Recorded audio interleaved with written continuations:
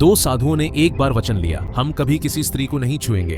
उस दिन के बाद से वे औरतों से दूरी बनाए रखते, यहाँ तक कि जब सुंदर स्त्रियां उनके पास से गुजरती वे बिना देखे आगे बढ़ जाते। साल बीत गए, वचन अटूट रहा। फिर एक दिन उन्होंने एक बेहद सुंदर स्त्री को देखा जो नदी पार करने के लिए संघर्ष कर रही थी। बिना कुछ कहे बड़े साधु आगे बढ़े। उन्होंने उसे धीरे से उठाया, नदी पार करवाई और सुरक्षित किनारे पर उतार दिया। मुस्कुराकर बोले, आपकी यात्रा शुभ हो, और ऐसे चल पड़े मानो कुछ हुआ ही न हो।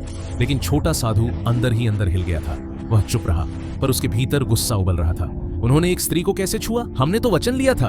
घंटों वे चुपचाप चलते रहे। आखिरकार छोटा साधु फट पड़ा, गुरुदेव, हमने वचन लिया था कि हम कभी किसी स्त्री को स्पर्श नहीं करेंगे, फिर आपने उसे अपनी बाहों में कैसे उठा लिया?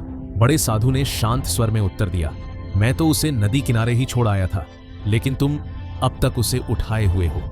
उसी क्षण छोटे साधु को समझ आया, सबसे भारी बोझ कभी हमारे हाथों में नहीं होते, वे हमारे मन में रहते हैं।